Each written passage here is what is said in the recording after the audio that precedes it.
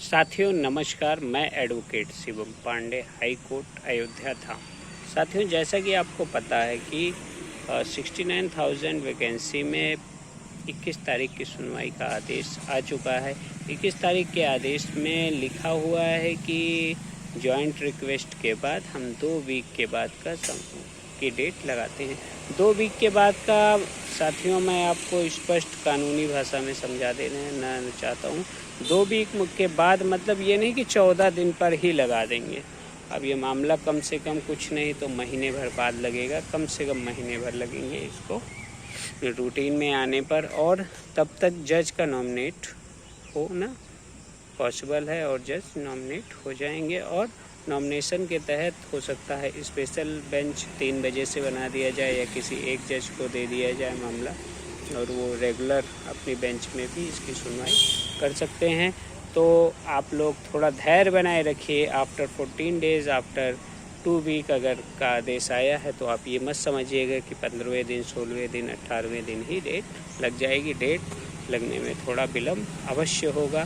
तब तक नॉमिनेशन की प्रक्रिया माननीय उच्च न्यायालय द्वारा पूरी कर ली जाएगी। अब देखना यह है कि किस जज के बेंच में जाता है, क्योंकि मुझे लग रहा है दशहरे की छुट्टी के बाद रोस्टर भी चेंज होगा। अप्रॉक्सीमेटली दिवाली के आसपास रोस्टर भी चेंज होगा। तो कई चीज़ें ऐसी हैं कि वो देखने योग्य होगा। यही कोर्ट है, कोर्ट में थोड़ा लगता है कि आज मामला डिसाइड हो जाएगा और वो पेंडिंग हो जाता है। तो पेंडेंसी होने का कारण सिर्फ एक है कि जो कॉम्बिनेशन होता है वो जज फॉलो नहीं करते हैं और आपके अनुसार सुनवाई नहीं करते हैं, वे अपने स्वविवेक पर आगे बढ़ते हैं। साथियों, आप लोगों को पता है कि आज 72,825 की एक डेट लगी हुई है जिसमें एक फॉल्स लिस्ट निकली थी। जैसे 69,000 में 6800 की लिस्ट निकली है, सेम वैसी ही लिस्ट 72,825 में 12,091 की निकली थी। उसमें देखना है कि आगे क्या हो पाता है, क्योंकि आज डेट लगी है। याचिका एक्सेप्ट होती है कि नहीं होती है, अभी तो पूर्व में याचिकाकर्ताओं के अधिवक्ताओं ने, और चूँकि सीनियर थे तो उन्होंने कहा कि सर जो है अगली डेट पर पूर्णतः सुनवाई की जाए। अभी आप जो है इस पर कोई डिसाइड ना करें, क्योंकि पहली डेट पे अगर एक्सेप्ट हो जाती है तो आगे कुछ भी मिलने की संभावना है। उस पर भी मेरी नज़र बनी हुई है। NIOS के जो सुनवाई होना है उस पर भी नज़र बनी हुई है। बिहार वाले में भी हमारी नज़र पूर्णतः बनी हुई है। और छत्तीसगढ़ के बीएड अभ्यर्थियों को जो नियुक्ति का आदेश हुआ था उन्हें नियुक्ति औपबंधिक नियुक्ति मिली, इसके लिए उन्हें हार्दिक शुभकामनाएं।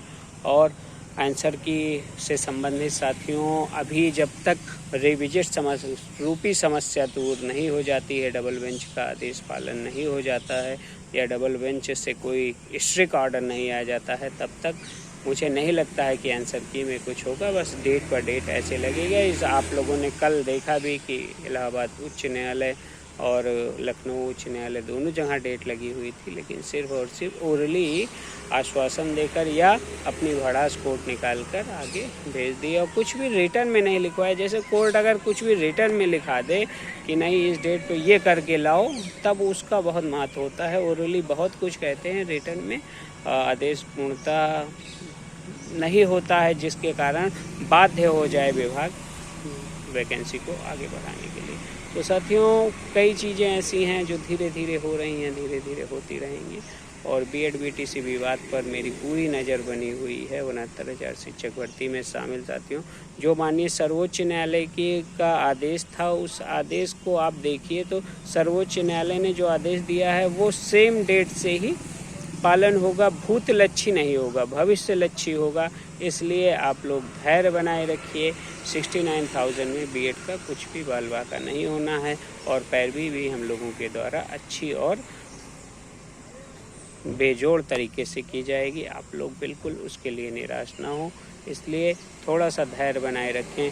69,000 में अभी शिक्षा में तो भारांक का मामला है जो कि बिल्कुल ठंडे बस्ते में है और वो जानबूझकर ठंडे बस्ते में रखा गया है। आप लोग जितनी छिड़कानी करना हो कर लो, उसके बाद BED की अभ्यर्थी करेंगे। और एक मुद्दा और है EWS, जिसके संबंधी सारी जानकारी आप लोगों को ग्रुपों में दे दी जाती हैं और व्हाट्सएप पर भी उनकी जानकारी दे दी जाती है कि उसमें आगे अब क्या किया जा रहा है। मेरा व्हाट्सएप नंबर 7905856266 है। यदि EWS संबंधी कोई भी जानकारी या अन्य मुद्दों संबंधी कोई जानकारी चाहिए होगी तो मैं आप लोगों को सूचित वहाँ पर कर दूँगा। आप सभी को तब तक के लिए अयोध्या धाम के advocate Shivam Pandey high court की तरफ से जय श्री राम, जय हनुमान, जय महाकाल। आप सभी का दिन शुभ हो। आने वाले समय में सभी साथी, सभी स्नेहिल